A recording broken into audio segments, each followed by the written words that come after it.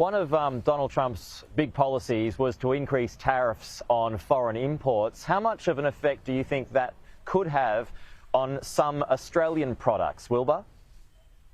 Well, as you know, Australian products were granted a degree of relief both from the steel tariffs and from the aluminum tariffs. So I assume that whoever is the new Commerce Secretary will be thoughtful about the inevitably special situations that arise. And Australia and U.S. have a wonderful alliance, strategic alliance in terms of defense issues, and I'm sure that will carry over to some degree into other products. For example, we are very dependent on China for the processing of so-called rare earths. Yet rare earths are not really that rare in terms of mineral reserves.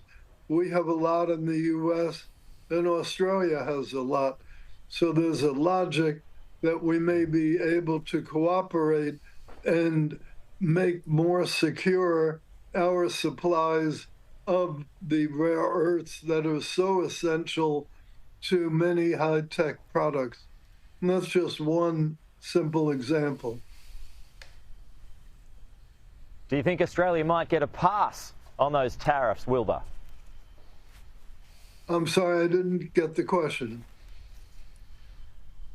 Perhaps we'll get a pass, in your view. We won't be caught up in those increased tariffs. Is that what you're hinting at? No, I'm not saying that there won't be any tariffs imposed on Australia. What I simply am saying is that last time, while we did put in a blanket tax on aluminum and on steel, we did grant, where appropriate, individual partner countries relief. And I would think that there will always be some exceptions like that. Trade is a very, very complex thing, very, very hard to paint with one very broad brush. Okay, Wilbur Ross, the former Commerce Secretary under Donald Trump last time around. Thank you so much for your time this morning. And just want to point out, folks, that Wilbur's got the... here it comes. Risks and rewards, creating success in business and life. There you go. That's there available from Wilbur Ross. Thanks for your time, Wilbur. So on that note, folks, send it back to you in the studio, Kenny.